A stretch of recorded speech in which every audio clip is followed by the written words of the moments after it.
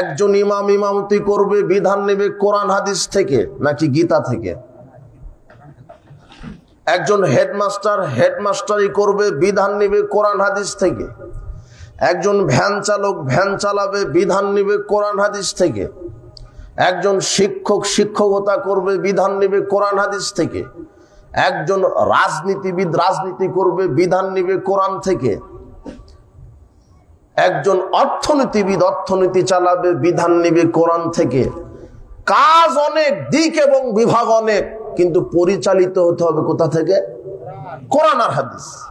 ইসলাম সার্বজনীন জীবন বিধান হচ্ছে ইসলাম। আল্লাহর পক্ষ থেকে মনোনীত দিন হলো ইসলাম। আর এই ইসলামকে বাদ দিয়ে যদি আপনি মানুষের তৈরি করা কোনো মতবাদকে গ্রহণ করেন তাহলে কি হবে? আল্লাহ বলছেন ইন্নাদ-দীন ইনদাল্লাহিল ইসলাম, আল্লাহর পক্ষ থেকে মনোনীত দিন হলো ইসলাম। এটা হলো সূরা ইমরানের 19 আয়াত।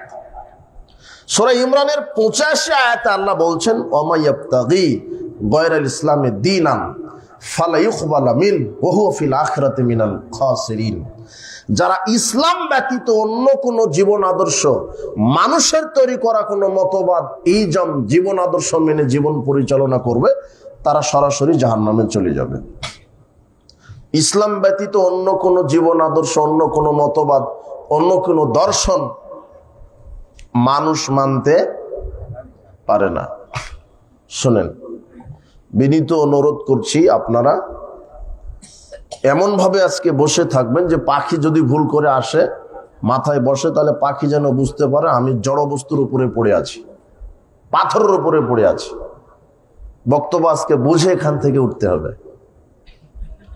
আর আজকে তথাকথিত বক্তব্য কোনো বক্তার বক্তব্য হবে না। মনে করবেন যে আপনি ক্লাসে বসেছেন, দার্সে বসেছেন, ঠিক আছে না? কিছু জেনে এখান থেকে উঠতে হবে। আল্লাহ তুমি কবুল করো। একটু সময় দেন, একটু সময় দেন, একটু ধৈর্য ধরেন। সেটা কি? আল্লাহর পক্ষ থেকে মনোনীত দিন জীবন ব্যবস্থা ইসলাম, এটা চূড়ান্ত। আর ইসলাম সার্বিক জীবনে মানতে হবে, এটা চূড়ান্ত। সূরা ইমরানের 85 আয়াত আল্লাহ বলছেন ওয়া মান ইয়াবতাগি গায়রাল ইসলামি দীনান ফালা ইউকবালা মিন। যে ব্যক্তি ইসলামকে বাদ দিয়ে অন্য কোনো মতবাদ মেনে নিবে, মানুষের তৈরি করা কোনো মতবাদ মেনে তার জীবন পরিচালনা করবে, সে বিচারের মাঠে জাহান্নামে চলে যাবে। তার মানে একজন মানুষকে তার জন্ম থেকে মৃত্যু পর্যন্ত সে যা কিছু করছে সেখানে কি মেনে চলতে হবে? ইসলাম, আল্লাহর বিধান, ইসলাম মেনে চলতে হবে। জন্ম থেকে মৃত্যু পর্যন্ত যা করবেন, আপনি কি করবেন এটা কে জানে? আপনার স্রষ্টা কে? তো উনি জানেন না আপনার কিসে করলেন কিসে অকরলেন? এই যে ক্যামেরাগুলি মোবাইল যে তৈরি করেছে, মোবাইলের কিন্তু ইনভেন্টর আছে। মানুষের স্রষ্টাকে, এই মোবাইলের স্রষ্টা আছে কোন একজন মানুষ। বুদ্ধি দিয়েছেন আল্লাহ, কিন্তু সৃষ্টি করেছেন কে? মানুষ। এই যে কম্পিউটার আমরা চালাই, ওর স্রষ্টা কে? মানুষ। যিনি কম্পিউটার সৃষ্টি করেছেন তিনি কম্পিউটার কিভাবে চালাতে হবে তার একটা ম্যানুয়াল বুক লিখে দিয়েছেন। লিখে দেননি? আপনি যে মোবাইলটা কিনেছেন, মোবাইলের সাথে ম্যানুয়াল একটা বুক লিখে দিয়েছিল। কে লিখে দিয়েছিল এই বইটা? মোবাইলের সাথে যে ছোট্ট একটা বইটা পেয়েছিলেন, ওই বইটা কে লিখে দিয়েছে? যে মোবাইল সৃষ্টি করেছে, মোবাইলের যে জনক, এই মোবাইল কিভাবে চালাতে হবে, কত সময় চার্জ দিতে হবে, কোন বটনে টিপলে ওকে হবে, কোন বটনে টিপলে বন্ধ হয়ে যাবে, সব লেখা ছিল না? কে লিখে দিয়েছে? যে এই মোবাইলকে সৃষ্টি করেছে। তা আপনার স্রষ্টাকে, মানুষের স্রষ্টাকে? সেই আল্লাহ মানুষের জন্ম থেকে মৃত্যু পর্যন্ত মানুষ কি কাজ করবে সব তিনি জানেন। আর ওই কাজে আল্লাহ বিধান লিখে দিয়েছেন, ম্যানুয়াল বুক, দুটা বুক, বই। এক হচ্ছে কোরআন আর এক হচ্ছে কি? হাদিস। এখন আপনি মানুষ হিসেবে যা কিছু করবেন সেখানে আল্লাহ বিধান দেওয়া হয়েছে, আল্লাহ বিধান দিয়ে দিয়েছেন। আপনি যা কিছু করবেন, মানুষ হিসেবে যা কিছু করতে চাচ্ছেন, কি করতে চাচ্ছেন আপনি? যেদিন আপনি জন্মগ্রহণ করেছিলেন, যেই দিন আপনি জন্মগ্রহণ করেছেন, ওই দিন আল্লাহ বিধান দিয়েছেন যে এখন জন্মগ্রহণ করেছে, বাচ্চাকে তাহানিক করাও। কোন একজন পরহেজগার ব্যক্তি নিয়েছে, একটু খেজুর, মধু বা যাই হোক, তার পরহেজগার ব্যক্তির লালাটা ওকে দিয়ে দাও বিসমিল্লাহ বলে, তার জন্য দোয়া করো, এরপরে তার নাম রাখো। সপ্তম দিন যখন হবে তার জন্য আকিকা করো, মাথার চুল মুন্ডন করে দাও, তার নাম রাখো, মাথার চুলের ওজন পরিমাণ রূপা সাদাকা করো এবং তার মাথাটা জাফরানের রং দিয়ে মাখিয়ে দাও। এটা কার বিধান? জন্মের দিন থেকেই শুরু বিধান। সপ্তম দিন আকিকা করো, এটা কার বিধান? এরপরে বড় হয়ে গেল, বিবাহ দাও, বিবাহ দিবে আল্লাহর বিধানে। আপনি ঘুমাচ্ছেন, আপনি রাতে ঘুমাতে গেছেন, ঘুমানোর সময়তে আল্লাহুম্মা বিসমিকা আমুতু আহিয়া, ওটা কার বিধান? ঘুম থেকে উঠবেন, আলহামদুলিল্লাহিল্লাযী আহইয়ানা বা'দা মা আমাতানা ওয়া ইলাইহিন নুশুর, ওটা কার বিধান? ঘুম থেকে উঠেই সকালে আপনি টয়লেটে যাবেন, টয়লেটে ঢুকতে পারবেন না, ওখানে কে বিধান দিয়েছেন? আল্লাহুম্মা ইন্না আউযু বিকা মিনাল খুবসি ওয়াল খাবায়েস। বের হবেন, আল্লাহ বলছেন গুফরানাকা বলো। জুতা পায়ে দিবেন, আল্লাহ বলছেন ডান পা আগে দাও, বিসমিল্লাহ বলো। খোলার সময়তে বাম পা আগে খুলো, ডান পা পরে খুলো। মানে জুতা যে পরবেন এখানেও কার বিধান? পোশাক গায়ে দিবেন, আল্লাহ বলছেন ডান হাতলটা আগে ঢুকে দিবে।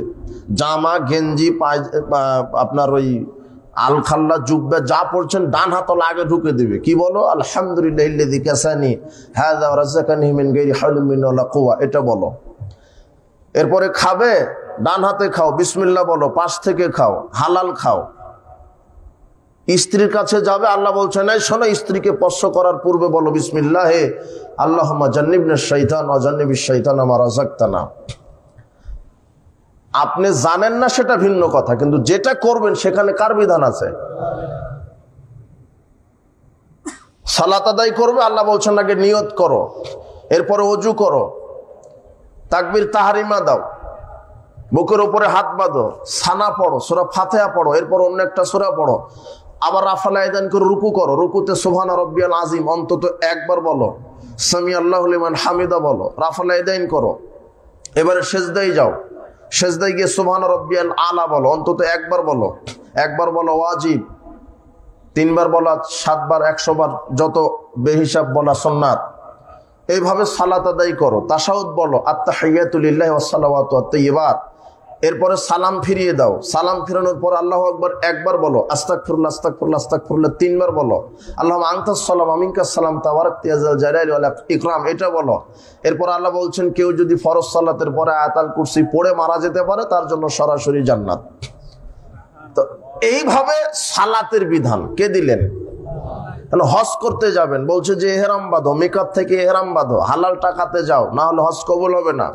গিয়ে তামাত্তু হজকারী তারা আগে উমরা করে নিবে, সাফা মারওয়া সাই করবে, এরপরে 2 রাকাত সালাত, এরপরে জমজম কুয়া থেকে পানি, এরপরে সাফা মারওয়া 7 বার সাই, এরপরে যাও ওই মিনায় যাও, মুজদালিফায় যাও, আরাফার মাঠে যাও, এরপরে কুরবানি করো, চুল মুন্ডন করো, শয়তানকে পাথর মারো। কার বিধান?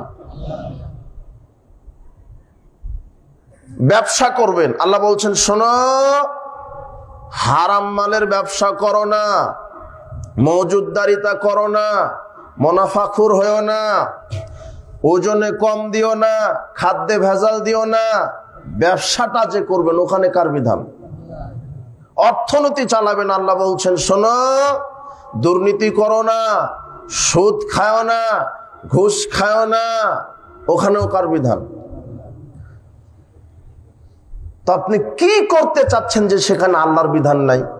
আপনি আমাকে বলেন তো দেখি, কি করতে চাচ্ছেন? আপনি আমাকে আজকে বলেন যে আমি এটা করব, সেখানে আল্লাহ বিধান দেননি। এমন একটা বিষয় নাই যে যেখানে আপনি যেটা করতে চাচ্ছেন সেখানে আল্লাহর কি নাই, বিধান নাই, এরকম কোনো জায়গা নাই। এই জন্য আল্লাহ সুবহানাহু ওয়া তাআলা বলছেন আমার পক্ষ থেকে চূড়ান্ত দিন জীবন ব্যবস্থা ইসলাম। আর এই ইসলামকে বাদ দিয়ে যারা তাদের জীবন পরিচালনা করবে মানুষের তৈরি করা মতবাদ দিয়ে, তারা বিচারের মাঠে ক্ষতিগ্রস্তদের অন্তর্ভুক্ত হবে। তার মানে আরেকটা ছুটে গেল, রাজনীতি করছেন আপনি, রাজনীতি করছেন না, অর্থনীতি চালালেন, শিক্ষানীতি চালালেন, ব্যবসা নীতি চালালেন, কার বিধান আছে? আচ্ছা, আপনি যে রাজনীতি করবেন ওখানে আল্লাহর বিধান নাই? আছে না? নাই। রাজনীতিতে আল্লাহর বিধান নাই, আল্লাহ রাজনীতি বুঝেন না। আলেম ওলামাদেরকে বলা হয় আলেম রাজনীতির বক্তব্য করবে কেন? আলেমেরা শুধু আসবে তসবিহ টিপার বক্তব্য করবে, কাপুরুষ। আলেম তো রাজনীতি করবে। পৃথিবীর ইতিহাসে সবচেয়ে বড় রাজনীতিবিদ ছিলেন মুহাম্মদ সাল্লাল্লাহু আলাইহি সাল্লাম। রাজনীতিবিদরা কি করে বলেন তো? ওরা কি করে? শুধু খায় পায়খানা করে? কাকে রাজনীতিবিদ বলে বলেন তো? কি রাজনীতিবিদ কিসে? ও কি কোনো এলিয়ন আকাশে থাকে যে আলেম ওলামাকে রাজনীতিবিদ বলা যাবে না? আলেম ওলামা রাজনীতিবিদ হতে পারবে না। রাজনীতিবিদ কি, কাকে বলে বলেন তো? রাজনীতিবিদ কাকে বলে বলেন তো? কেউ জানেন না? হ্যাঁ, আরে যে দেশ পরিচালনা করে, দেশ চালায় যারা, এদেরকে রাজনীতিবিদ বলে না? নাকি রাজনীতিবিদ কি ভূত? না ওটা খায়, না ওটা এলিয়ন? ওটা কি? সে রাজনীতিবিদ কে? রাজনীতিবিদ মানে যে সমাজে, রাষ্ট্রে এমপি, মন্ত্রী, মেম্বার, চেয়ারম্যান মাধ্যমে দেশ কি করে? তো মুহাম্মদ সাল্লাল্লাহু আলাইহি সাল্লাম মদিনা রাষ্ট্র পরিচালনা করেনি? তো মুহাম্মদ সাল্লাল্লাহু আলাইহি সাল্লাম রাজনীতিবিদ নন? পৃথিবীর ইতিহাসে সবচেয়ে বড় রাজনীতিবিদ, পৃথিবীর ইতিহাসে সবচেয়ে বড় রাষ্ট্রনায়ক, পৃথিবীর ইতিহাসে সবচেয়ে বড় অর্থনীতিবিদ, পৃথিবীর ইতিহাসে সবচেয়ে বড় শিক্ষাবিদ, পৃথিবীর ইতিহাসে সবচেয়ে বড় সমাজবিদ, পৃথিবীর ইতিহাসে সবচেয়ে বড় রাষ্ট্রবিজ্ঞানী, পৃথিবীর ইতিহাসে সবচেয়ে বড় সমাজবিজ্ঞানী, পৃথিবীর ইতিহাসে আকাশের নিচে জমিনের উপরে সবচেয়ে বড় তাকওয়াশীল মানুষ, সবচেয়ে বড় পরহেজগার মানুষ, সবচেয়ে বড় নীতি আদর্শবান মানুষ, যার নাম মুহাম্মদ সাল্লাল্লাহু আলাইহি ওয়াসাল্লাম। এই মুহাম্মদ সাল্লাল্লাহু আলাইহি ওয়াসাল্লামের আদর্শকে সার্বিক জীবনে মেনে নিতে হবে। সালাত আল্লাহর বিধানে, আল্লাহর জন্য, কিন্তু সালাত হলো একজন মানুষের তরিকাই। সালাত কার জন্য? আল্লাহর। তরিকা কার? মুহাম্মদ সাল্লাল্লাহু আলাইহি ওয়াসাল্লামের।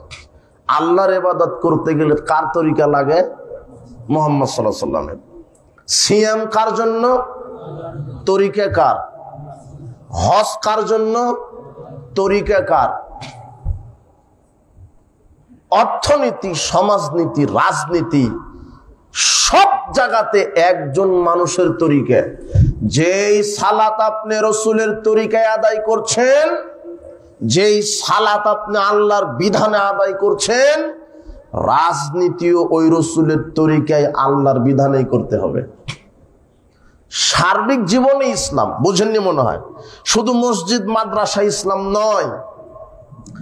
এদেশের সেকুলার নেতা নেত্রী, এদেশের যুবক যুবতীর মাথাকে জাহেলিয়াত দিয়ে ধুলায় ধূসরিত করে দিয়েছে, জাহেলিয়াতের ছোঁয়া দিয়ে ব্রেনকে ওয়াশ করে দিয়েছে। এদেশের অধিকাংশ নেতা নেত্রী সেকুলার, মানে ধর্মনিরপেক্ষ। এদের আকীদা হচ্ছে, এরা বলে religion should not be allowed to come into politics. প্রত্যেক সেকুলার নেতা নেত্রীর আকীদা, অন্তত বাংলাদেশের যারা এই গণতান্ত্রিক আদর্শে যারা বিশ্বাসী, এদের আকীদা যে রাজনীতিতে ধর্ম ইসলাম ঢোকাতে দিব না। It is merely a matter between man and God. ধর্ম হলো মসজিদ মাদ্রাসা শুধু নমনম করার বিষয়। ইসলামকে আমরা রাজনীতিতে ঢোকাতে দিব না, ইসলাম আমরা শিক্ষানীতিতে ঢোকাতে দিব না, ইসলামকে আমরা অর্থনীতিতে ঢোকাতে দিব না, ইসলামকে আমরা সামাজিক নীতিতে ঢোকাতে দিব না। ইসলাম মানে শুধু মসজিদ মাদ্রাসা। রমাদানে সিয়াম পালন করবে, টাকা থাকলে বৎসরে একবার হজ করে আসবে, 14 বার উমরা করে আসবে, তসবিহ টিপবে, রমাদানে কোরআন খতম দিবে, মাজারে মসজিদে দান করবে, ইসলামকে এতটুকুনের মধ্যে সীমাবদ্ধ করে রাখা হয়েছে। আর অধিকাংশ মুসলিম ইসলাম বলতে শুধু এটাই জানে, আর কিছু জানে না।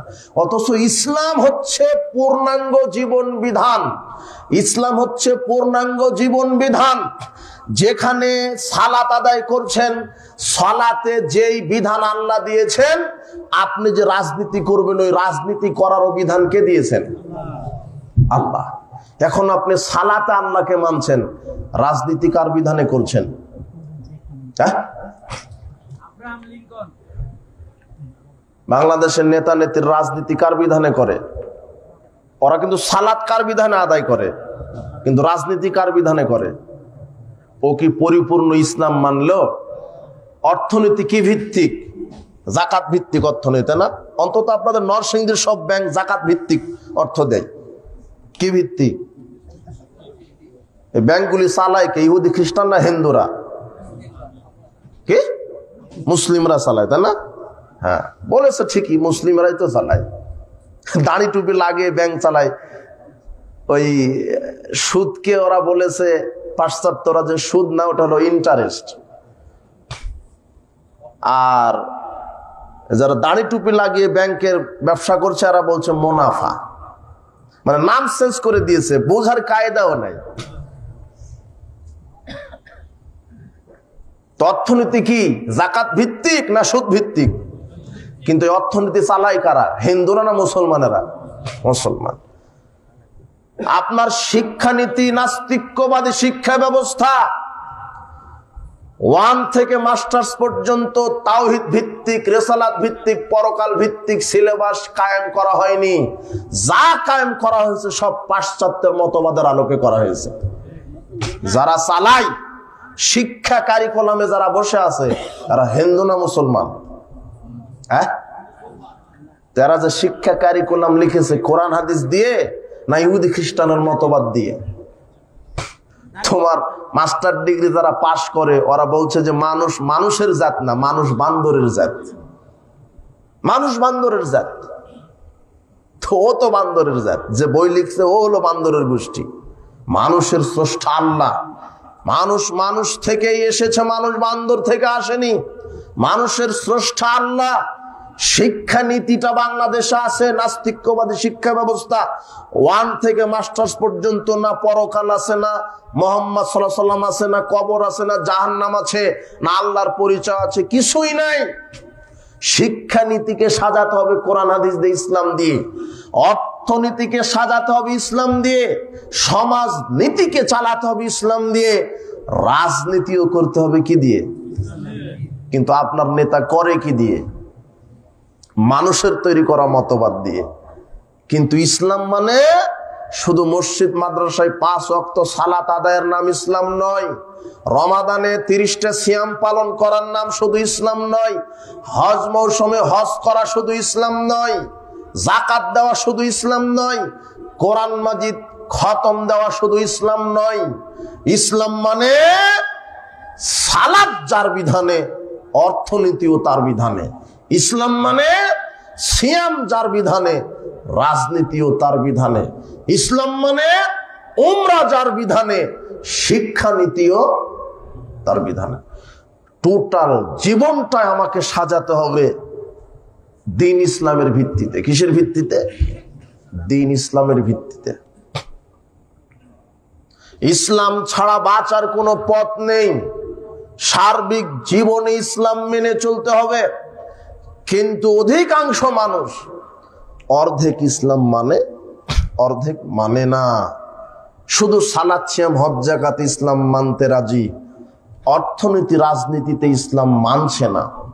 ডাইরেক্ট অস্বীকার করছে যে না, আমরা ইসলাম রাজনীতিতে ঢুকতে দিব না, আর ইসলামী শরিয়া আইন আমরা বিশ্বাস করি না। এটা বলছে না? তোমার নেতা বলেছে তো, এই বক্তব্য শুনেছেন? হ্যাঁ, যে আমরা শরিয়া আইন কি করি না। কেউ শোনেননি? এই বক্তব্য শোনেননি?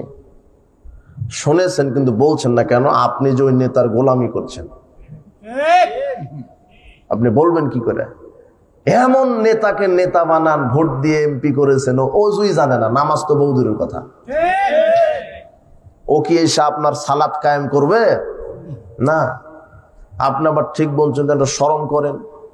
শেখ হাসিনা বলে গেছে ধর্ম যার যার উৎসব সবার, উনি বলে গেছেন, আর এখন আলেম ওলামারা সেটা কর্মে বাস্তবায়ন করছেন। ওই সময় এই দাড়ি টুপিওয়ালারা কোনো কথা বলেনি, বরং প্রতিবাদী করেছিল এটা হতেই পারে না। যেই পালিয়ে গেছে উনি হাদিস বর্ণনা করে গেছেন, হাদিসের উপর আমল করছেন দাড়ি টুপিওয়ালারা। কথা বুঝেছেন? আশ্চর্য কথা। মণ্ডপ পাহারা দিচ্ছে, যেই সময় বাংলাদেশ আহলে হাদিস মসজিদ মাদ্রাসা ভেঙে দিচ্ছে, চুপটি মেরে বসে থাকে, ঠিক ওই সময় মন্দির পাহারা দেয় হিন্দুদের ভোটের লোভে। এরা কোন শ্রেণীর আলেম? আল্লামা সাইদির ভাষাতে বলছি, এরা হলো আলেম নামের কলঙ্ক একটা। আল্লামা সাইদিও 2 পিরিয়ডে এমপি ছিল, কোনদিন মণ্ডপ উদ্বোধন করে এমপি হননি। আপনার ইমানই নাই, ভরসা নাই যে আল্লাহ ক্ষমতা দিতে পারে, আপনার ইমান ভরসা চলে গেছে মণ্ডপে। তো হুজুরও ধর্ম বুঝেনি, হুজুরই তো ধর্ম বুঝেনি, সাধারণ মানুষ বুঝবে কি করে? বাংলাদেশের ভিত্তি খারাপ। এদেশে 4টা বিবাহ করলে বলে লুচ্চা, আর 10টা নারীকে ধর্ষণ করলে বলে মরদ রে। বুঝেননি মনে হয় কথা? এদেশের ভিত্তি খারাপ, এদেশের আবহাওয়াই খারাপ, এদেশের নীতি আদর্শই খারাপ। হালাল খুরের কোনো মূল্য নাই, হারাম খুরেরই মূল্য বেশি। যোগ্য লোকের মূল্য নাই, অযোগ্য লোকেরই মূল্য বেশি। ক্ষমতা যার, নেতৃত্ব তার, যে ক্ষমতায় গেছে সে অন্য কাউকে মানুষ মনে করে না। কেন বাংলাদেশে দলীয় রাজনীতি হবে? দলীয় সরকার কাকে বলে? যদি দলীয় সরকার গঠিত হয়, ও তো দলের সরকার হলো, জনগণের তো হলো না।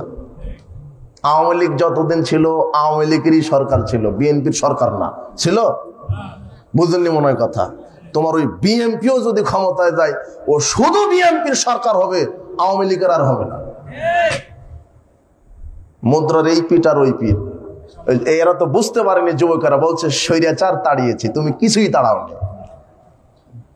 ডক্টর ইউনূস আজকে বলুক যে আগামীকাল কয় তারিখ? 7 তারিখ। 7 তারিখে ভোটের মাধ্যমে নির্বাচন দিচ্ছি।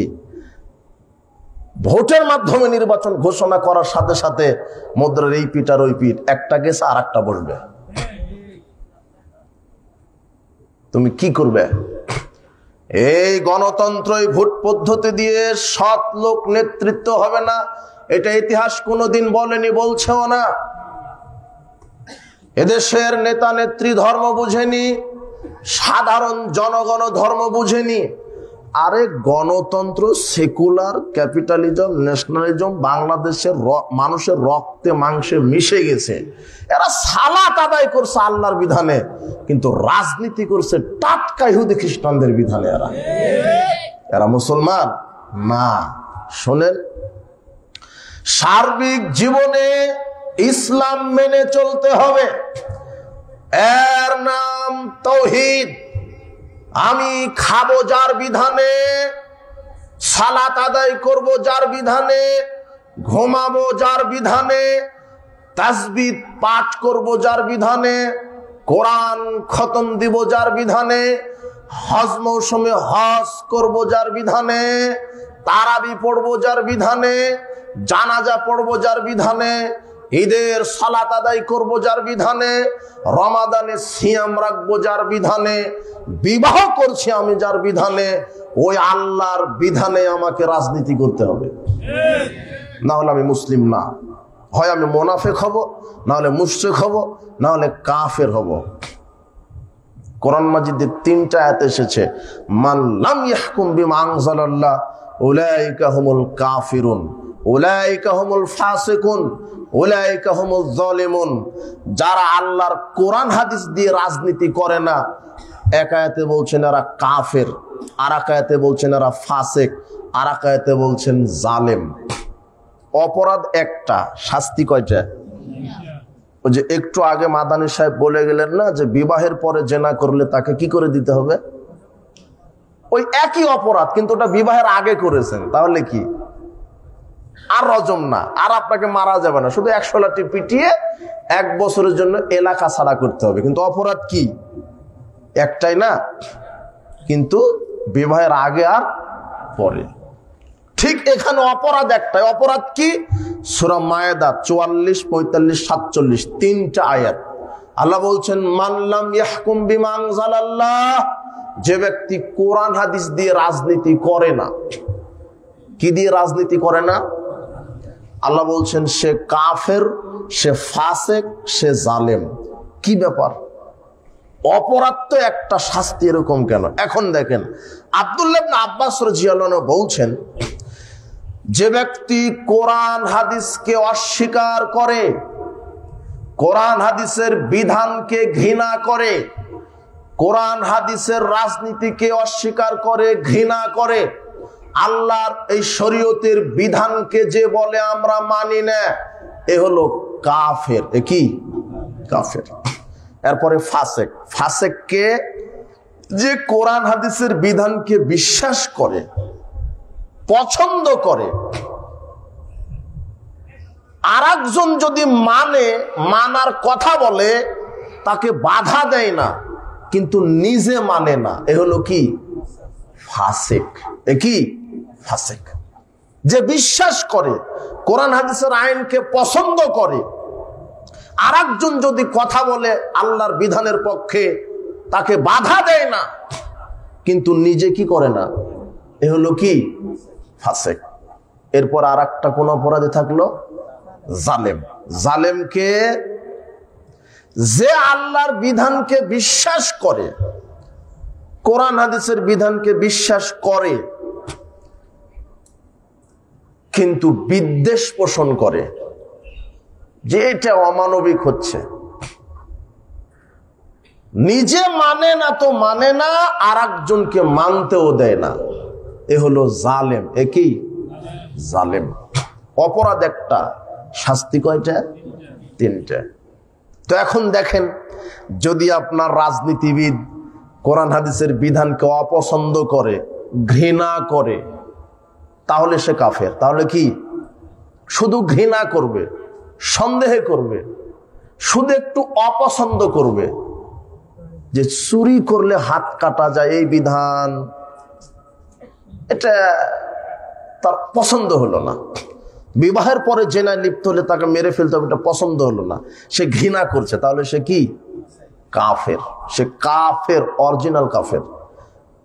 এ তো কাফের। কাফের যে ইসলামকে অর্ধেক মানে আর অর্ধেক মানতে রাজি নয়, যে বলছে যে আমি শুধু সালাত হজ যাকাত করবো আল্লাহর বিধানে, রাজনীতি আমি আল্লাহর বিধানে করব না, যে এই কথা বলবে, সূরা নিসার 151 আয়াত 150, 151 আল্লাহ বলছেন, ইয়াকুলুনা নুমিনু বিবাদি ওয়া নাকফুরু বিবাদ, যারা বলে আমরা ইসলামকে অর্ধেক মানবো আর অর্ধেক মানবো না, উলাইকা হুমুল কাফিরুনা হাক্কা, এরা হলো অরিজিনাল কাফের। এরা কি কাফের? কোনো ভুয়া না। কি কাফের? অরিজিনাল। আপনি সালাত আদায় করছেন আল্লাহর বিধানে, কিন্তু অর্থনীতিতে আল্লাহর বিধানকে মানেন না, রাজনীতিতে মানেন না। আব্দুল্লাহ ইবনে উবাই মুনাফিকের সর্দার, 5 ওয়াক্ত সালাত আদায় করেছে রাসূলের পিছনে জামাতে, এরপরও সে হলো মুনাফিকদের কি? সর্দার। পৃথিবীতে কিয়ামত পর্যন্ত যত বড়ই মুনাফিক হোক, আব্দুল্লাহ ইবনে উবাইয়ের মতো হতে, অথচ কি আদায় করেছে? 5 ওয়াক্ত সালাত। তো আপনিও তো আদায় করেন, কিন্তু মসজিদে শুধু আল্লাহকে মানেন, অর্থনীতি, সমাজনীতি, রাজনীতিতে আল্লাহর বিধানের কোনো গোষ্ঠী নেই। এ হলো শুধু কাফের না, উলাইকা হুমুল কাফিরুনা হাক্কা, অরিজিনাল কাফের।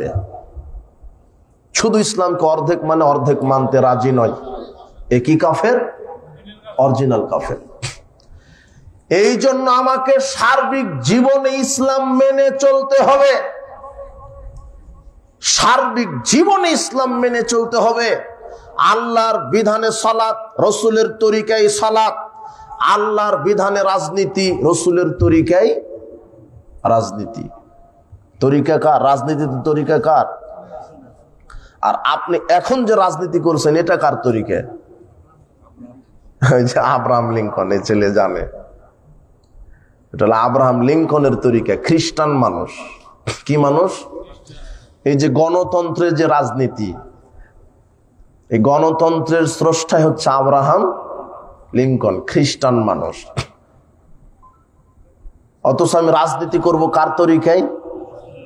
রাসূলের তরিকায়। মুহাম্মদ সাল্লাল্লাহু আলাইহি সাল্লামের আদর্শ বাদ দিয়ে যদি পৃথিবীতে মানুষ অন্য কোন আদর্শ মেনে চলে, সে ক্ষতিগ্রস্তদের অন্তর্ভুক্ত হবে। মুহাম্মদ সাল্লাল্লাহু আলাইহি সাল্লামের আদর্শ ব্যতীত কোনো আদর্শ নেই, তার নীতি ব্যতীত কোনো নীতি নেই। কিন্তু আজকে সমাজে রন্ধ্রে রন্ধ্রে, আর আপনি হজ মৌসুমে হজ করেন, যাকাতও দেন, আরে 5 ওয়াক্ত সালাত আদায় করেন, কিন্তু সব ক্ষেত্রে রাসূলের আদর্শ আপনি মানেন না। আপনি অধিকাংশ ক্ষেত্রে ইহুদি খ্রিস্টানের আদর্শ মেনে চলছেন। আপনি একটা টাটকা মুনাফিক। আপনার ওই সালাত সিয়াম দিয়ে জান্নাত হবে না। আল্লাহর নবী ইহুদি খ্রিস্টান ব্যাপারে এত বিরোধিতা করতে বললেন, আল্লাহর নবী ইহুদি খ্রিস্টানকে এত অসহ্য করতেন। দেখেন, ইহুদি খ্রিস্টানের নীতি তার কোনোটা সহ্য হতো না। এক ব্যক্তিকে দেখলেন যে দাড়ি সাদা, দাড়িটা কি? দাড়ি রেখেছে। তখন আল্লাহ নবী বলছেন, এই শোনো, ইন্নাল ইয়াহুদা ওয়ান নাসারা লা ইয়াসবুগুন, শোনো, ইহুদি খ্রিস্টানেরা যদিও কেউ দাড়ি রাখে তাহলে দাড়িতে খেজাব দেয় না। ফাখালিফুহুম, তুমি ইহুদিদের বিরোধিতা করো, আজকে খেজাব দিবে, বিরোধিতা করো। সাদা দাড়ি কি রাখা যাবে না? কি করতে হবে? লাল করলে কাদের বিরোধিতা করা হলো? মানে আমি বোঝাতে চাচ্ছি যে ইহুদি খ্রিস্টানের কোন সাদৃশ্যতা কে সহ্য করতেন না? মুহাম্মদ সাল্লাল্লাহু আলাইহি ওয়াসাল্লাম। বোঝেননি নাকি আমার কথা? খেজাব দিতে হবে, যে কোনো রঙে খেজাব দিতে পারেন, শুধু কালো ব্যতীত। কি ব্যতীত? কালো দিলে আর জান্নাত হবে না। জান্নাত তো হবে না, জান্নাতের সুগন্ধিও পাবেন না। আল্লাহ নবী বলছেন, ইয়াকুনু ফি আখিরিজ জামান ইয়াখজিবুনা বিসসাওয়াদি কাহাওয়াসিলিল হামাম। শেষ জামানার কিছু মুরব্বি বের হবে, যারা সাদা দাড়িতে কালো রং দিবে। লা ইয়ারিহুনাল জান্নাহ, এরা তো জান্নাতে যাবে না, জান্নাতের সুগন্ধিও পাবে না। যারা দাড়িতে কালো খেজাব দেয় এরা জান্নাতের সুগন্ধি পাবে না। দাড়িতে মেহেদি দিবেন, লাল রং করবেন, হলুদ করেন, কোনো সমস্যা নেই, যে কোনো রং করেন, শুধু কি ব্যতীত? কালো ব্যতীত। রং করে রাঙিয়ে দিলেই কার বিরোধিতা করলেন? ইহুদির বিরোধিতা করলেন। ইহুদি খ্রিস্টানের বিরোধিতা করতে বলেছেন তিনি একেবারে প্রাণপণে। দেখেন তিনি কতটা ইহুদি খ্রিস্টানকে কতটা তিনি ঘৃণা করতেন। তিনি আশুরের সিয়াম রাখছেন 10 মুহররম। তখন সাহাবীরা বলছেন, ইন্নাহু আযযামুল ইয়াহুদ ওয়ান নাসারা, আরে এই দিনটা তো ইহুদি খ্রিস্টানের বড় দিন, এরা মূল্যায়ন করে, আমরা করব কেন? তখন মুহাম্মদ সাল্লাল্লাহু আলাইহি ওয়াসাল্লাম বলছেন, লা ইন বাকিতু ইলা কাবিলিন লাসমান্নাত তাসিয়া, ঠিক বলেছো, আগামী এইবারে যা হলো হলো, আর তো বিরোধিতা করার সুযোগ নেই। আগামী বছর যদি বেঁচে থাকি তাহলে 9 তারিখ আগে একটা রেখে নিব, তারপরে 10 তারিখে রাখবো। 9 তারিখ রাখবো মানে কাদের বিরোধিতা করব? ওরা একদিন করে, আমরা 2 দিন করব, এটা বিরোধিতা। তিনি কত বিরোধিতা করতে বলেছেন। এরপরে চূড়ান্তভাবে বলছেন 2695 নম্বর হাদিস তিরমিজির, শোনা, মান তাশাব্বাহা বিগাইরিনা ফালাইসা মিন্না, যে ব্যক্তি আমি মুহাম্মদ সাল্লাল্লাহু আলাইহি ওয়াসাল্লামের আদর্শকে বাদ দিয়ে অন্য কোন বিজাতির আদর্শ মেনে নিবে, সে আমার উম্মত নয়। এরপরে খাস করে বলছেন, লা তুসাব্বিহু বিল ইয়াহুদি ওয়ালা বিন নাসারা, ইহুদি খ্রিস্টানের সাদৃশ্যতা তোমরা অবলম্বন করো না। খাস করে তিনি বলেছেন, তোমরা ইহুদি খ্রিস্টানের নীতি আদর্শ মতবাদ মেনে নিও না, যে মেনে নিবে সে মুহাম্মাদের উম্মত নয়। আপনার অফিসে কার বিধান চলে? রাস্তাঘাটে, কোর্ট কাচারি, শিক্ষাঙ্গনে কার বিধান চলে? সংসদে কাদের বিধান চলে? বুঝেননি মনে হয় কথা? বাংলাদেশ সংবিধান মনে হয় কোরআন হাদিস থেকে, তাই না?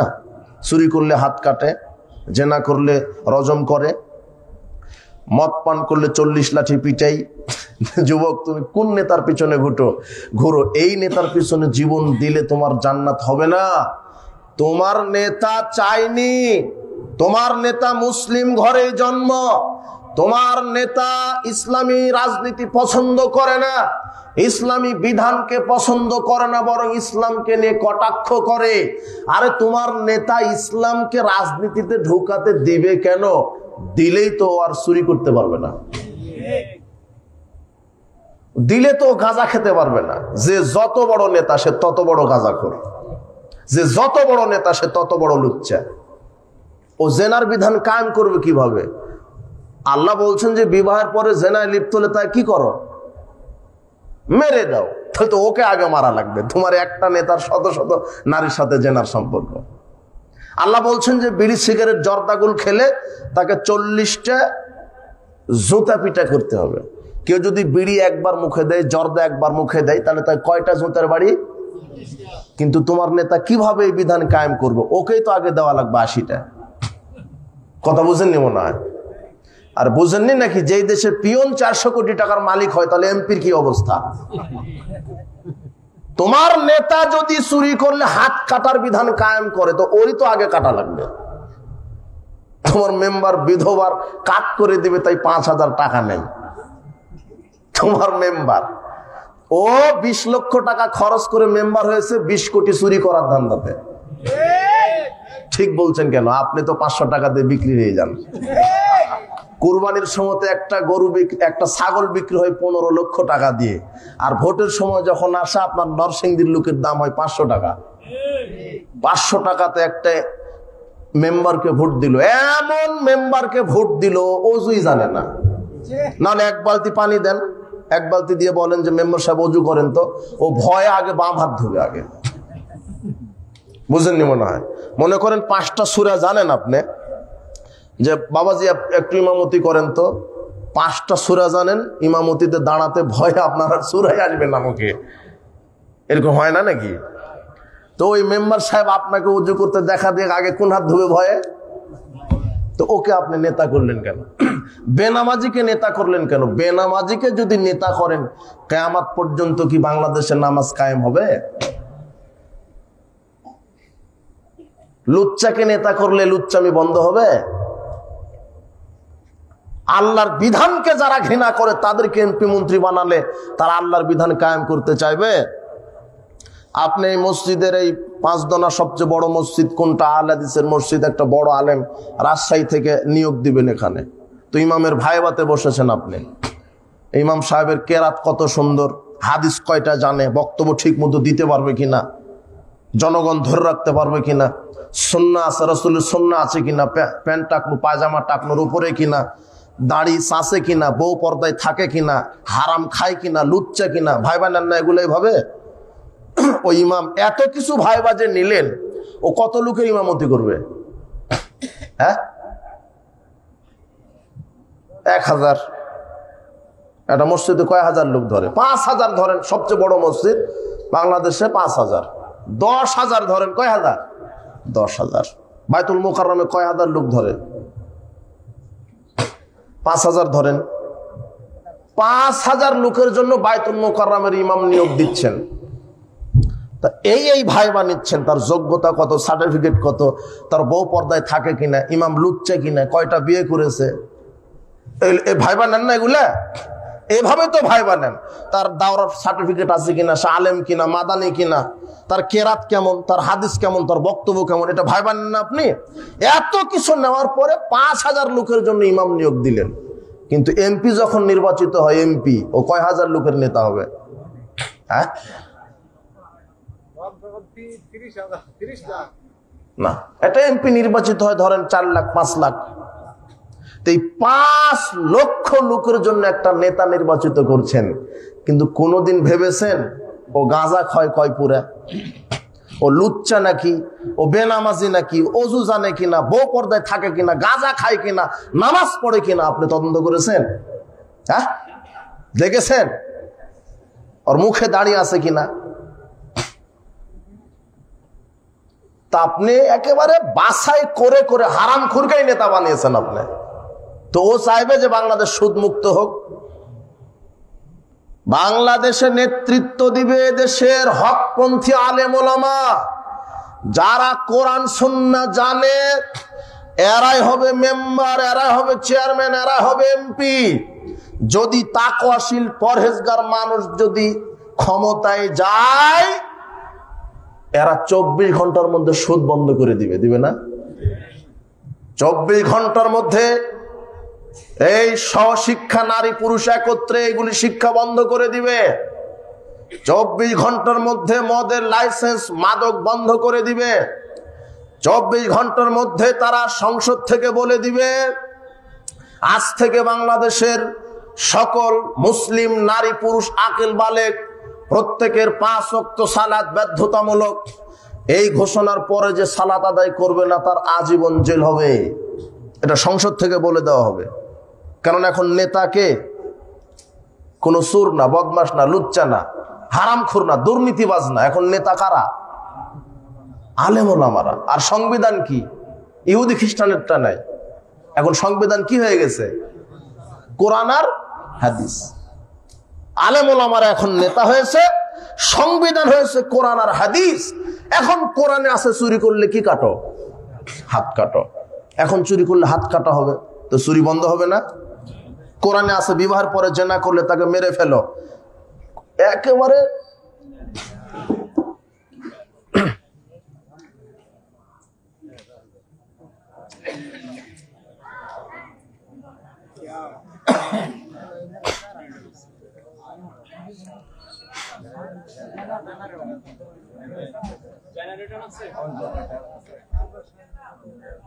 কেউ উঠবেন না, জেনারেটর আছে।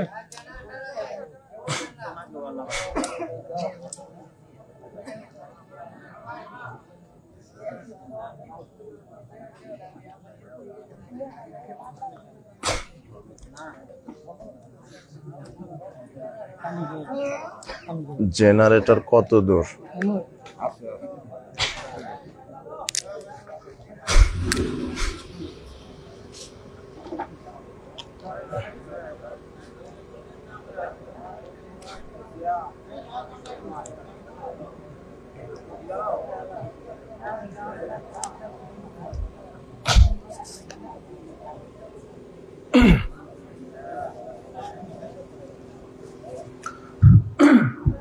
আলহামদুলিল্লাহ, আপনারা বসেন, আমি বেশি সময় নেব না।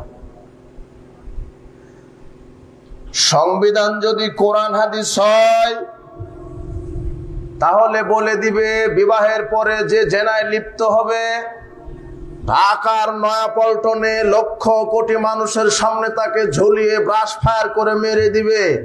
এই বিচারটা যদি জনগণের সামনে দেখানো হয়, জেনা বন্ধ হবে না?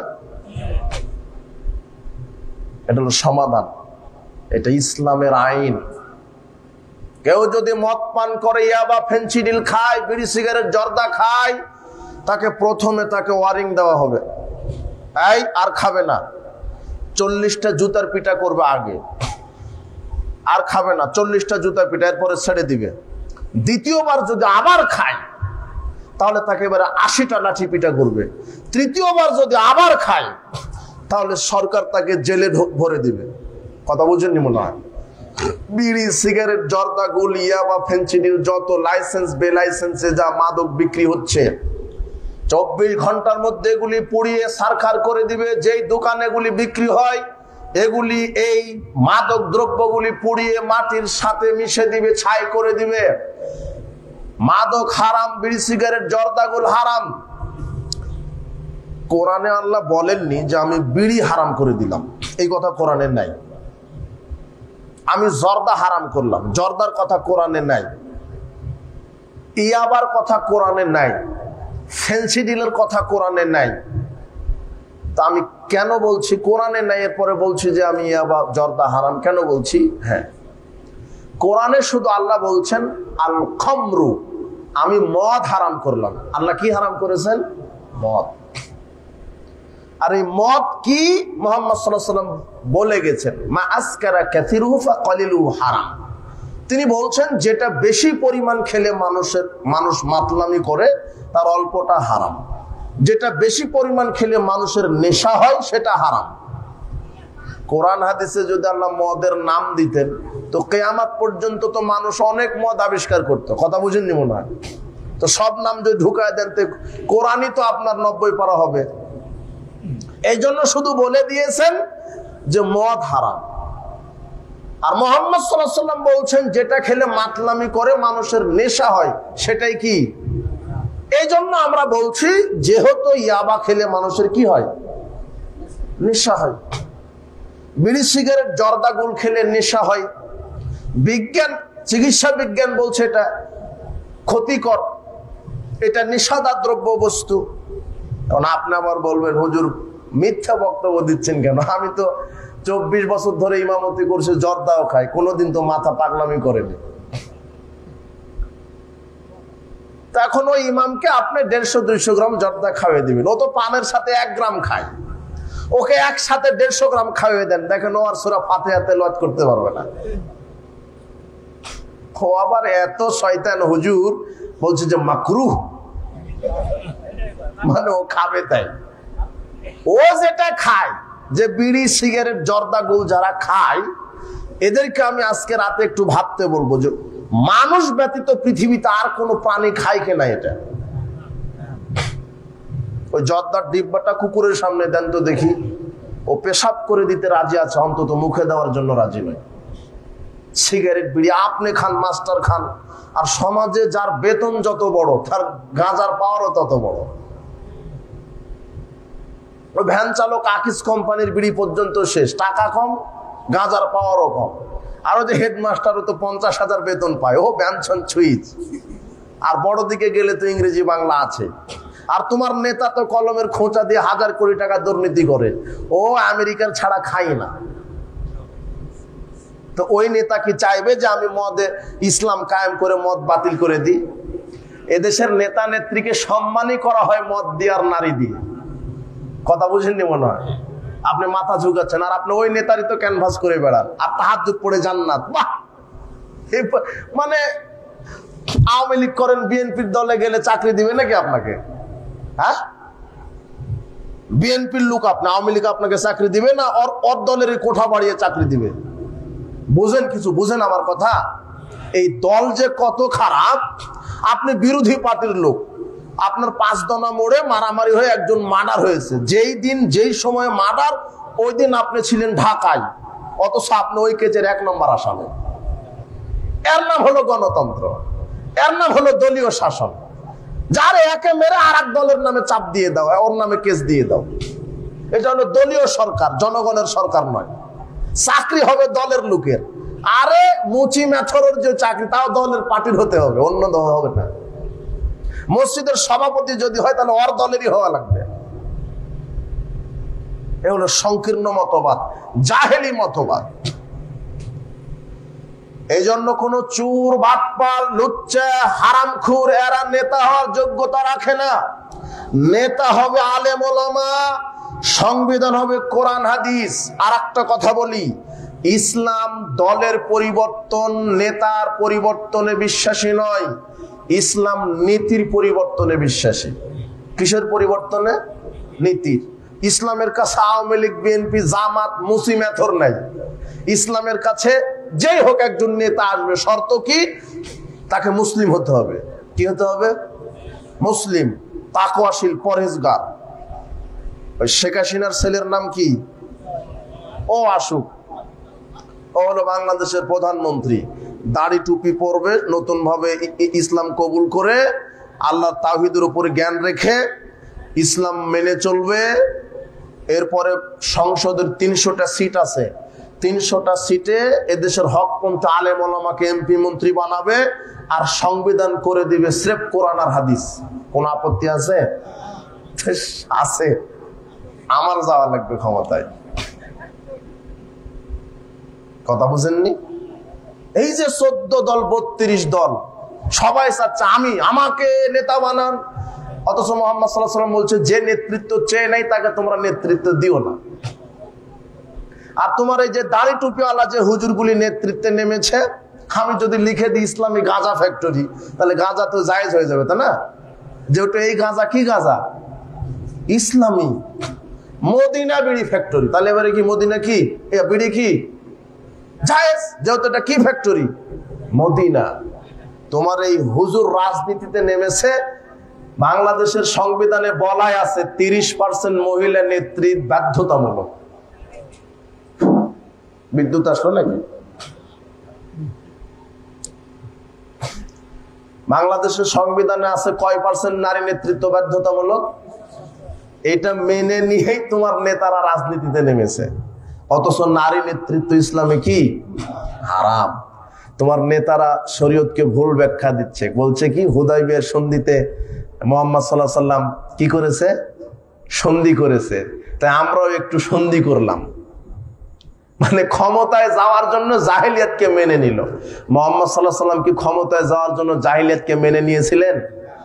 আবার বলছে তোমার হুজুর যে মুহাম্মদ সাল্লাল্লাহু আলাইহি সাল্লাম তো কাবা ঘরে মূর্তির ভিতরে সালাত আদায় করেছে, মানে মণ্ডপে যাবে এই জন্য ভুল ব্যাখ্যা করছে তোমার হুজুর। কথা বুঝেননি মনে হয়। অথচ মুহাম্মদ সাল্লাল্লাহু আলাইহি সাল্লাম মূর্তির ভিতরে সালাতে আদায় করেনি, মূর্তি ছিল কাবা ঘরের বাহিরে, হাওলাল কাবা বলা হয়েছে হাদিসে, কাবা ঘরের চতুর্দিকে। আর মুহাম্মদ কাবা ঘরের ভিতরে সালাত আদায় করেছেন, মূর্তির ভিতরে নয়।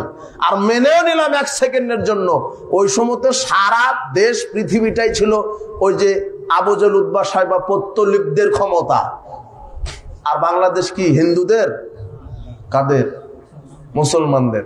মানে এই ঈমান আল্লাহর উপরে ভরসাই নাই যে আল্লাহ ক্ষমতা দিতে পারে। এদের ভরসা হয়ে গেছে মণ্ডপে গেলে ক্ষমতা চলে আসবে। কথা বুঝেছেন? কি কার সাথে কি মিলাচ্ছে, কি যুক্তি দিচ্ছে? আশ্চর্য কথা। মুহাম্মদ সাল্লাল্লাহু আলাইহি সাল্লাম জাহেলিয়াতের সাথে মিশে যাননি। মুহাম্মদ সাল্লাল্লাহু আলাইহি সাল্লামকেও লোভ দেখানো হয়েছিল।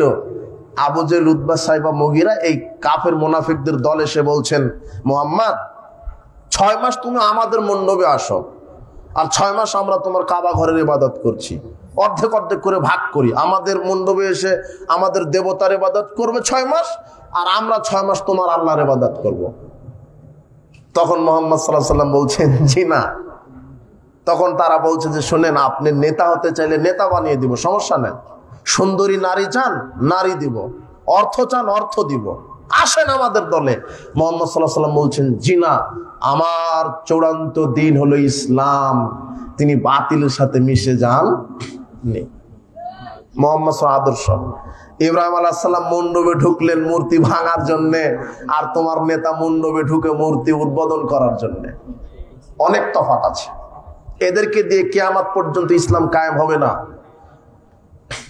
আমি দোয়া রাখি, রাজনীতি করতে নিষেধ করিনি।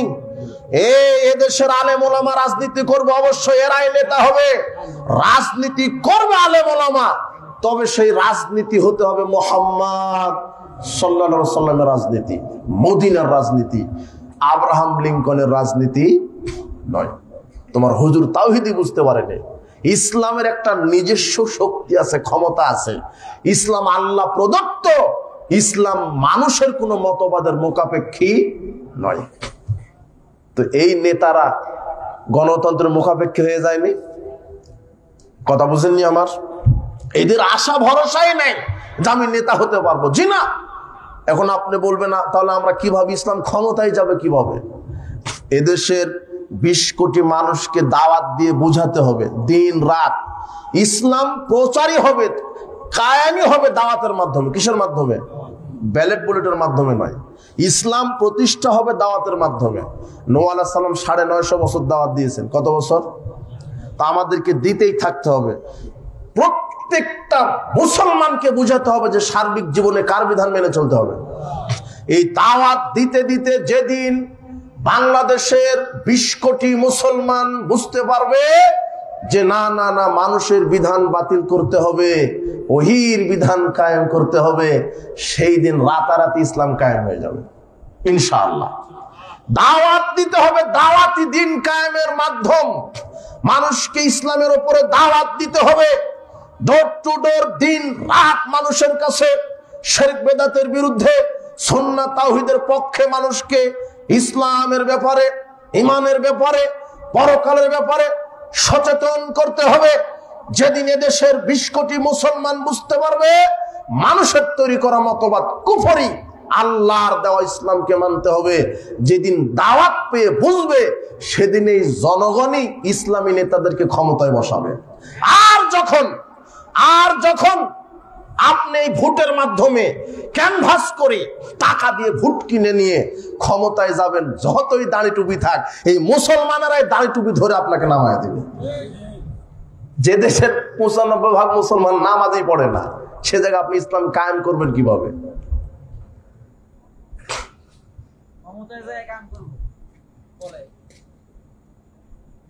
আর শোনেন, ভালো করে শোনেন, যারা ইসলামী দলের নামে রাজনীতি করছেন এদের বক্তব্য মিডিয়াতে শুনবেন, আর যারা সেকুলার নেতা এদের বক্তব্য শুনবেন, কোনো পার্থক্য নেই।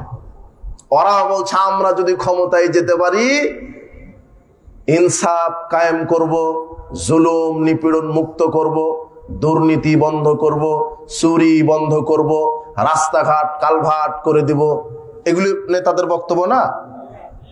ওই সুরে সেকুলার পার্টির নেতারা যেই সুরে বক্তব্য দিচ্ছে, আপনার এই দাড়ি টুপি হুজুরেরা ওই একই কণ্ঠে কি দিচ্ছে। এরা কিন্তু বলছে না আমরা ক্ষমতায় গেলে ইসলাম কায়েম করব। শুনতে পেয়েছেন এ পর্যন্ত?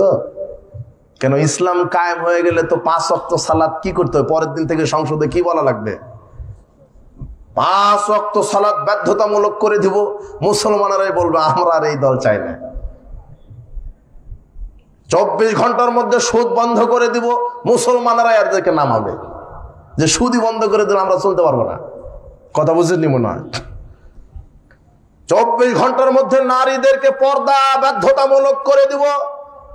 কি এরকম বক্তব্য শুনেছেন আপনার নেতার? 24 ঘন্টার মধ্যে মুহাম্মদ সাল্লাল্লাহু আলাইহি ওয়াসাল্লাম বলছেন, শোনো, মুহাম্মদ সাল্লাল্লাহু আলাইহি ওয়াসাল্লাম ক্ষমতা পাওয়ার পরে ছবি মূর্তি ভেঙেছেন, আগে কিন্তু ভাঙেননি। যখন মদিনা রাষ্ট্রপতি হলেন তখন তিনি আলীকে বললেন, আলী লা তাদাআতিম ফালানিল্লা তামাস্তাহু ওয়ালা কবরান মুশরিফানিল্লা সাওয়াইতাহু, যত উঁচু কবর মাজার দেখছো, খানকা দেখছো, সব বাড়িয়ে মাটির কি করে দাও, সমান করে দাও। এখন ইসলাম ক্ষমতায়, তো তোমার এই ইসলামী দল যদি ক্ষমতায় আসে তাহলে তাকে বলে দিতে হবে 24 ঘন্টার মধ্যে যত পীর খানকা মাজার আছে সব মাটির সাথে চোমার করে দাও। কি বলে দেওয়া লাগবে না? তো ওটা এখন বলছে, ওটা বলছে এখন বললে ওরাই নামাবে ওদেরকে। সূর্য ক্ষমতায় যাওয়া লাগবে না, আমার তো মাজারের ব্যবসা সব বন্ধ হয়ে যাবে। কথা বুঝেননি? এই দল ক্ষমতায় যাওয়ার পূর্বেই সবাইকে বলে দিবে আমরা যদি ক্ষমতায় যেতে পারি ইসলাম কায়েম করব, সার্বিক জীবনে সুদ বন্ধ করব, ঘুষ বন্ধ করব, 5 ওয়াক্ত সালাত কায়েম করব। শিরকি বাক্য যে আমাদের ছেলে মেয়েকে শেখানো হয় ঘুম থেকে ওঠার পরে, ওমা তোমার আকাশ তোমার বাতাস, এটা 24 সেকেন্ডের মধ্যে আমরা বন্ধ করব। এইভাবে বক্তব্য দিতে হবে। কথা বুঝেননি? কিন্তু এই বক্তব্য দিলে চেয়ারে থাকতে পারবে না, টানে নামাবে। কথা বুঝেননি? ও বলছে যে আমরা ইনসাফ কায়েম করবো। আরে হিন্দুও তো ইনসাফ কায়েম করতে পারে, বুঝেননি? জুলুম তাড়াবো, খ্রিস্টানও তো জুলুম তাড়াতে পারে। কিন্তু তুমি যে দাড়ি টুপি লাগিয়ে রাজনীতিতে নেমেছো, তুমি মনে করেছো দাড়ি টুপি শুধু রসুলের সুন্নাহ। জি না, ওই রাজনীতি করতে হবে রসুলের তরিকায়, এটাই রসুলের সুন্নাহ। তোমাকে এটা বলতে হবে। এই জন্য সাবধান, গণতন্ত্র কুফরি মতবাদ। কি মতবাদ? কি মতবাদ বলতে ভয় হচ্ছে নাকি? আর ওরা আপনাকে একবার মারবে, এটা নিয়ত করেন যে আল্লাহ আমাকে মৃত্যু পর্যন্ত তাওহীদের উপরে কায়েম থাকার তৌফিক দান করো, মরলে যেন আমি জান্নাত যেতে পারি, আল্লাহ তৌফিক দান করো। জান্নাতে যাবো ইনশাআল্লাহ। এই আকীদা থাকতে হবে যে আমাকে হকের উপরে থাকার কারণে মারবে সে একবার মারবে, আর যে আমাকে মেরেছে আল্লাহ তাকে বারবার মারবে জাহান্নামে। কয়বার মারবে আপনাকে? স্বৈরাচার আপনাকে একবারই ফাঁসি দিবে, আর দিতে পারবে? কিন্তু ওকে আল্লাহ লা ইয়ামুতু ফিহা ওয়ালা ইয়াহইয়া, ওকে আল্লাহ ছাড়বেন না, ধরবে না, মারবেও না, বাঁচাবেও না, শুধু কি দিবে? শাস্তি। এটা ঈমান নিয়ে সামনে নড়েন। গণতন্ত্রকে কুফরি বলতে হবে। কি বলতে হবে? গণতন্ত্রের জনক মানুষ, আর ইসলাম আল্লাহ প্রদত্ত। আপনি যে গণতন্ত্রকে বিশ্বাস করে রাজনীতি করছেন, শোনেন, গণতন্ত্র হলো মানুষের তৈরি করা বিধান, আর ইসলাম আল্লাহ প্রদত্ত। পার্থক্য আপনাকে দেখাই, নাহলে বুঝতে পারবেন না।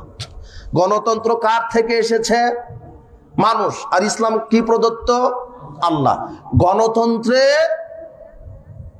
আইনদাতা হলো মানুষ, ইসলামের আইনদাতা গণতন্ত্র। গণ মানে জনগণ, তন্ত্র মানে আইন।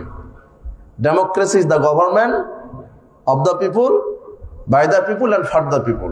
ওই আব্রাহাম লিঙ্কন তো বলে দিয়েছে, ডেমোক্রেসি এমন একটা সরকার ব্যবস্থা, গণতন্ত্র, যে মানুষই আইন তৈরি করবে, মানুষ মানুষকে পরিচালনা করবে। হলো, মানুষকে পরিচালনা করবে কে? মানুষের প্রতিপালক কে? মানুষের স্রষ্টা কে? আইন চলবে কার? কিন্তু জমিনে চলছে কার আইন? আপনি শুধু মনে করেছেন তসবি দানাতে 100 বার সুবহানাল্লাহ বললেই জান্নাত। জি না, ওই তসবি যেভাবে গণনা করবেন যার বিধানে, রাজনীতিও করতে হবে কার বিধানে? এর নাম ইসলাম। এর নাম ইসলাম। সার্বিক জীবনে ইসলাম। গণতন্ত্র আর ইসলামের মধ্যে পার্থক্য আছে। গণতন্ত্র কি? গণতন্ত্র মানুষ থেকে এসেছে, ইসলাম কার কাছ থেকে এসেছে? গণতন্ত্র মানুষের বিধান, ইসলাম কার বিধান? গণতন্ত্র মানুষের বিধান পরিবর্তনশীল, আর আল্লাহর বিধান কি? কোরআন এ পর্যন্ত মনে হয় 14 বার পরিবর্তন হয়েছে, তাই না? কোরআন পরিবর্তন হয়নি। আর গণতন্ত্রের এই যে ফেরুওয়ালারা, এরা কয়বার সংবিধান পরিবর্তন করেছে? এ পর্যন্ত বাংলাদেশের সংবিধান 22 বার অ্যামেন্ডমেন্ট করা হয়েছে। পরিবর্তন ওর যে নিজের স্বার্থে যখন যেটা বলে সেটা। ও বলছে যে তত্ত্বাবধায়ক দিতে হবে, ও বলছে তত্ত্বাবধায়ক দিলে তো আমি যেতে পারবো না, কাজে তত্ত্বাবধায়ক বাতিল। একটা চেঞ্জ করে দিল। ওরাই তৈরি করে, ওরাই বাতিল করে। কথা বুঝেননি মনে হয়? কিন্তু আল্লাহর বিধান কি পরিবর্তন? গণতন্ত্রের সকল ক্ষমতার উৎস, সকল ক্ষমতার উৎস কে? গণতন্ত্রে জনগণ। আর ইসলামের সকল ক্ষমতার উৎস, গণতন্ত্রের সার্বভৌম ক্ষমতার মালিক জনগণ, আর ইসলামের সার্বভৌম ক্ষমতার মালিক। গণতন্ত্রের নারী নেতৃত্ব জায়েজ, আর ইসলামের নারী নেতৃত্ব। আল্লাহ রাসূল বলছেন, লা ইফলিহু কওমুন ওয়ালাউ আমরুহুম ইমরাতান। ওই জাতি কিভাবে কল্যাণ পেতে পারে যেই জাতির নেতা নেত্রী হবে একজন নারী। তোমার দাড়ি টুপিওয়ালা হুজুর ক্যানভাস করছে একেবারে ডানা কাটা পরীর সাথে বসে। কথা বোঝেননি মনে হয়? তো ওরা ইসলাম কায়েম করবে কিভাবে? ইসলাম কায়েম করবে ওরা। 2 মিনিট ওয়াজ করুন।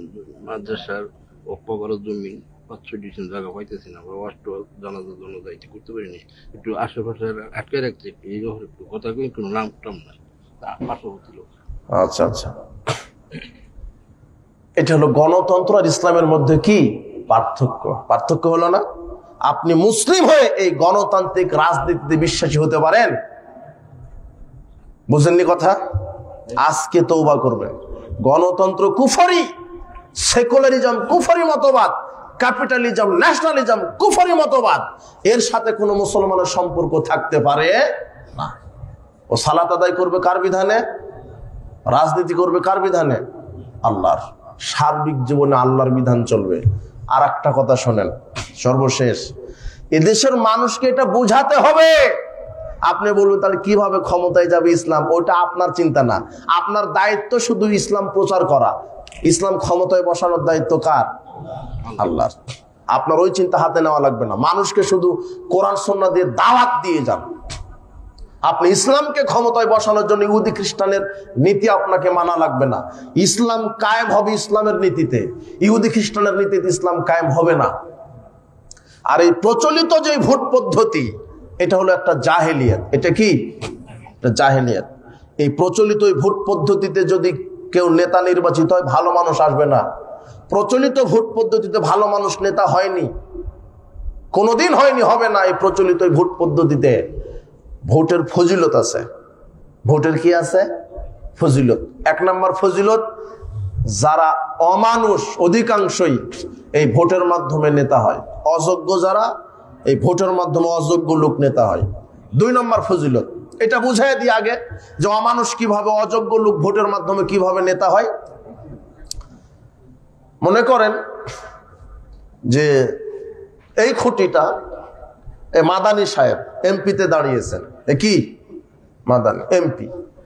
আরে হলো একটা সিনেমার নায়ক, একটা কি সিনেমার নায়ক। কাকে বলা যায় সিনেমার নায়ক? কে আছে? এই তো হিরো আলম। এইটা হলো হিরো আলম। ও আমার বক্তব্য শুনছে মনে হয়, আমার বহু বক্তব্য এই উদাহরণ দেওয়া আছে। তো প্রতিবার হিরো আলম নাম নিলেও যদি এমপি হয়ে যায়, তো এটা হলো হিরো আলম। এটা হলো মাদানি, দুজনেই এমপি পদপ্রার্থী, দুজনেই কি এমপি পদপ্রার্থী। একে ভোট দিল 49 জন আলেম, আর হিরো আলমকে ভোট দিয়েছে 50 জন হলো গাঁজাখুর, ইয়াবাখুর, লুচ্চা, সিনেমাখুর। বলতো গণতন্ত্র এমপি কে? কেন? যোগ্যতা কার বেশি? ব্রেন, জ্ঞান, তাকওয়া কার বেশি? মাদানির। নেতা হওয়ার কথা ছিল কে, কিন্তু গণতন্ত্রের সিস্টেমে হলো কে? এটা হলো ভোটের ফজিলত। আর একটা ফজিলত, যাকে আপনি ভোট দিয়ে নেতা বানালেন, ও সারা জীবন যত লুচ্চামি করবে, যত চুরি করবে, যত ধান, গম, ভুট্টা, সোয়াবিন তেল চুরি করবে, যত দুর্নীতি করবে, তার সমপরিমাণ পাপের একটা কি বলে ওটা অংশ আপনার আমলনামাতে চলে যাবে।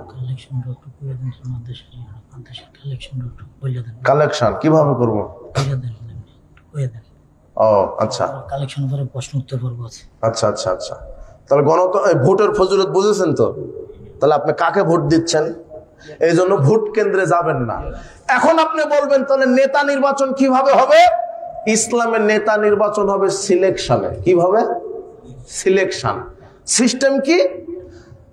2-5 জন পরহেজগার, জ্ঞানীগুণী, সম্মানী, শিক্ষিত মানুষ দুদিন একদিন চিন্তা ভাবনা করবে যে বাংলাদেশের প্রধানমন্ত্রী কাকে করা যায়, কে হবে। বাংলাদেশের যত বড় বড় বিশ্ববিদ্যালয়ের যারা ভিসি আছে, এই সবাই একত্রে বসে চিন্তা করবে বাংলাদেশের প্রধানমন্ত্রী কাকে করা যায়। চিন্তা ভাবনা করে একজনের নাম নিবে। ওই যে ডক্টর গালিব আছেন, উনি জ্ঞানবৃদ্ধ, বয়োবৃদ্ধ, তাকওয়াশীল মানুষ, তাকে সেই প্রধানমন্ত্রী হওয়ার যোগ্য। এটা হলো সিলেকশন। এটা কি? এই যে সিলেকশন, বাছাই। এই সিলেকশনের মাধ্যমে ভালো মানুষ, তাকওয়াশীল ক্ষমতায় আসবে। এটা হলো সিলেকশন। এটা হবে কিভাবে? এই পরিবেশ তৈরি করতে হবে, মানুষকে দাওয়াতের মাধ্যমে বুঝাতে হবে। কথা বুঝেছেন? আমি যেমন এখানে বুঝালাম 1 ঘন্টা 1.5 ঘন্টায় 500 জন লোককে, এইভাবে বাংলাদেশের 20 কোটি মানুষকে এই সিলেকশনের পদ্ধতি, ইসলামের আদর্শ পদ্ধতি বুঝাতে হবে। যেদিন বুঝবে সেদিন অটোমেটিক্যালি বাংলাদেশে পরিপূর্ণ ইসলাম কায়েম হয়ে যাবে। কথা বুঝেছেন? আর যতক্ষণ না বুঝবে না, এই ব্যালট বুলেট দিয়ে লুচ্চা, হারামখোর, দুর্নীতিবাজের নেতা হবে। যা এতদিন হচ্ছে, দেশ স্বাধীনের পর থেকে হচ্ছে। সবচেয়ে ভালো ওই এমপি মন্ত্রী, সে যে সবচেয়ে বড় দুর্নীতিবাজ। কাজ হাতে নেয় আর প্রকল্প বাড়ায়, সময় বাড়ায়। মেট্রো রেলে আগুন লাগলো, বলছে যে 150 কোটি টাকা লাগবে। ডক্টর ইউনূস এসে 1.5 লক্ষ টাকাতে শেষ। বুঝেননি কথা? মনে হয় মানে একটা কিছু হলেই সংসদে বলে দেয় 1.5 কোটি টাকা লাগবে। কাজ হলো 1 লক্ষ টাকার, লাগবে কত? ওই 1 লক্ষর কাজ করবে, আর ওইখানে কি করবে?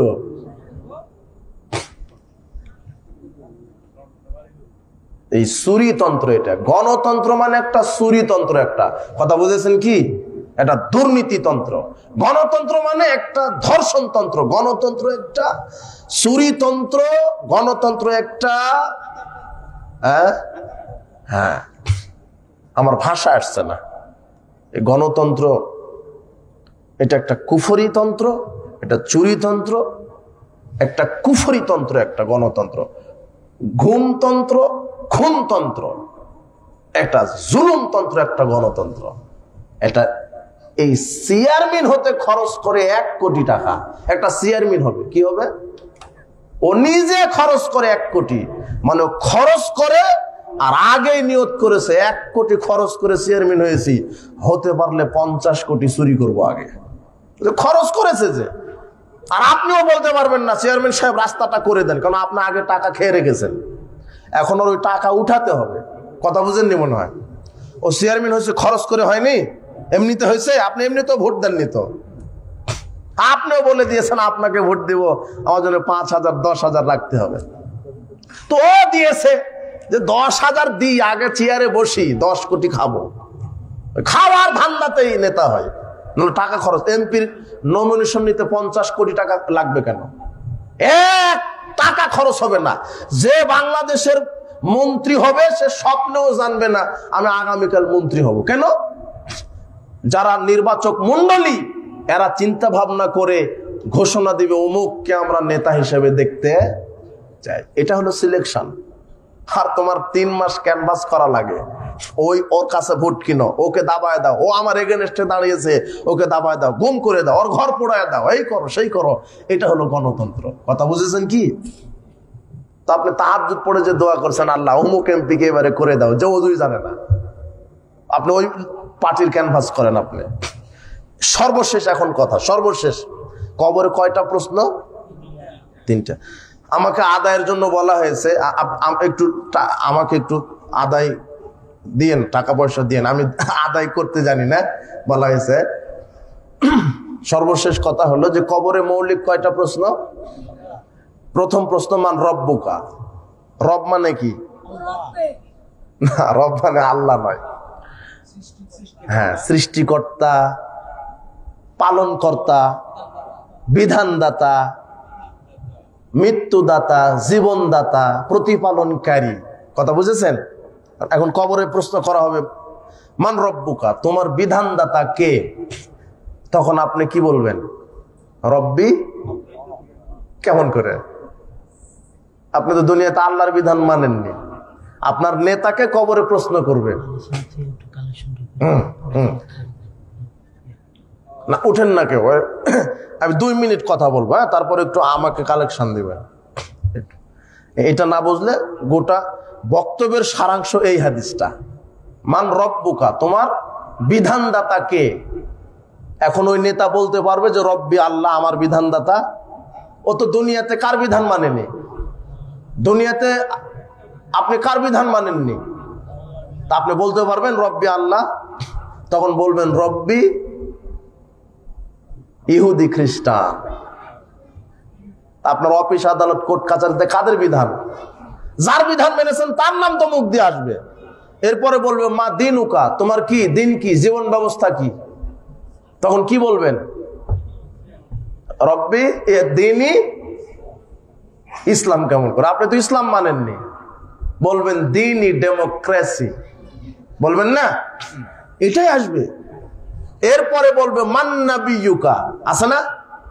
তোমার নবী কে? তোমার নবী কে? ওই যে মৃত্যুর সময়তে বিসমিল্লাহ ওয়ালা মিল্লাতে রাসূলিল্লাহ, আল্লাহর নামে কার দলে উঠাই দিলাম? মিল্লাত মানে দল, আল্লাহর নামে রসুলের দলে উঠাই দিলাম। ও রসুলের দল করেছে দুনিয়াতে? ও বলতে পারবে যে আমার নবী মোহাম্মদ? ও বলবে আমার নবী আব্রাহাম লিঙ্কন। মিললো? কথা মিললো? ভালো করে মিলাবেন। এলো মুনাফিক, না হলে কাফের, না হলে ফাসিক। আল্লাহ আমাদেরকে বোঝার তৌফিক দান করুন। সার্বিক জীবনে কি মানবো? ইসলাম। আল্লাহ তুমি আমাদেরকে সার্বিক জীবন ইসলাম মানার তৌফিক দান করো। এখন এটা কিসের উদ্যোগে প্রোগ্রাম? মসজিদের উদ্যোগে। আপনার সার্বিক মাদ্রাসা, আপনারা দানের হাত প্রশস্ত করেন। যারা যে যেখান থেকে আসেন, না হলে চাদর দিবে নাকি জোবায়ের? চাদর দাও, না হলে আমার কাছে দান নিয়ে আসেন, আমি দোয়া করে দিই, মারহাবা দেই, বারাকাল্লাহ ফিক। হ্যাঁ, মাদ্রাসার অপ্রাপ্ত জায়গা পাইতেছি না, আমরা জানাজা করতে পারি না। ও মাদ্রাসার, হ্যাঁ মাদ্রাসার জায়গা বড় করতে হবে, জানাজা করতে পারেন না, বড় মাঠ পাচ্ছে না তো। কিন্তু মাদ্রাসার নামে অক্ষ করা, ও জায়গা আছে নাকি শুনছি, কিন্তু মাদ্রাসার নামে অক্ষ করছে না। তো দিনের জন্য, আল্লাহর জন্য, হ্যাঁ আপনারা এই মাদ্রাসার নামে জায়গাটি ওয়াকফ করে দেন। সাহাবীদের ইতিহাস থেকে আপনারা ইতিহাস জানবেন। সাহাবীগণ অনেক ত্যাগী ছিলেন। কোরআন মাজিদে যখন আয়াত নাজিল হলো লান তানালুল বিররা হাত্তা তুনফিকু মিম্মা তুহিব্বুন, তোমরা কখনোই নেকি পাবে না যতক্ষণ না নিজের পছন্দের জিনিস দান না করবে। তখন আবু তালহা রাদিয়াল্লাহু আনহু বলছেন, আল্লাহর নবী, আমার এই যে বাইরোহা নামক খেজুর বাগান সবচেয়ে আমার প্রিয়, আমার জীবনের সবচেয়ে বড় সম্পদ এই খেজুর বাগান, আমি মসজিদে নববীর জন্য ওয়াকফ করে দিলাম। মুহাম্মদ সাল্লাল্লাহু আলাইহি ওয়াসাল্লাম বলছেন, না, মসজিদে নববীতে অনেক সম্পদ আর লাগবে না, তুমি আত্মীয় স্বজনের মধ্যে দিয়ে দাও। পরে তিনি আত্মীয় স্বজনের মধ্যে দিয়ে দিয়েছিলেন। তবে আপনার যে পছন্দের জিনিস, প্রিয় বস্তু, সেটাই দান করতে হয়। আমরা মসজিদে টাকা দান করি, ফকির মিসকিনকে টাকা দান করি, যেটা কি ময়লা ছেঁড়া, তাই না? আর কসকসে টাকাটা কোথায় রেখে দেন? আপনি নেকি পাবেন না। আল্লাহ বলছেন নেকি পাবেন না আপনি। মনে করেন 2টা 10 টাকার নোট, একটা হলো কি ময়লা আর একটা হলো চকচকে, তাহলে আপনাকে ফকিরকে কোনটা দিতে হবে? চকচকেটা। নিয়ত যদি থাকে না এটা আমার কাছে থাক আর ময়লাটা দিয়ে দিই, তাহলে নেকি কি হবে না? পাবেন না। আপনার পছন্দের জিনিসটা দিতে হবে। তো হয়তো আপনার এটা মূল্যবান সম্পদ, আল্লাহর জন্য দিয়ে দেন, ইনশাল্লাহ আল্লাহ আপনাকে পরকালে জান্নাত দান করবেন।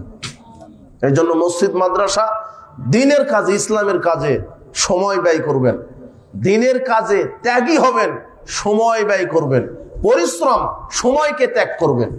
রাসূল বলছেন, কেউ যদি এক সন্ধ্যা অথবা এক সকাল আল্লাহর জন্য ব্যয় করে, দুনিয়া এবং দুনিয়ার মাঝে যা কিছু আছে সব তার চাইতে উত্তম হবে। এটা পরিশ্রম ব্যয় করবেন। সাহাবীগণ পরিশ্রম ব্যয় করেছে, অর্থ দিয়েছে। তাবুকের যুদ্ধে যেতে হবে, কার কি আছে নিয়ে আসো। অনেকে অনেক দিয়েছেন, ধনী ধনী সাহাবীগণ অনেক লক্ষ লক্ষ টাকা দান করেছেন। এক গরিব সাহাবী এসে বলছেন, আল্লাহর নবী, আপনি বলেছেন তাবুকের যুদ্ধে দান করলে সে জান্নাতে যাবে। আপনার এই কথা শুনে আমি সারা রাত এক ইহুদির খেজুর বাগানে পানি সেচেছি, সারা রাত পানি সেচে 2 কেজি 2 ছা খেজুর পেয়েছি। 1 ছা খেজুর বাড়িতে রেখেছি আর 1 ছা খেজুর এই তাবুকের জিহাদ ফান্ডে দান করলাম। আল্লাহ নবী বলছেন, বারাকাল্লাহু লাক ফিমা আতাইতা ওয়া ফিমা আমসাকতা, আল্লাহ তোমাকে বারাকা দান করুন। বাক্কার ভাইয়ের শ্বশুর 500 টাকা দিয়েছেন। বারাকাল্লাহু ফি আহলিকা ওয়া মালিকা। প্রশ্ন আসছে, জুমার দিনে মসজিদে 2 আজান দেওয়া যাবে কিনা? মসজিদে 2 আজান দেওয়া যাবে না।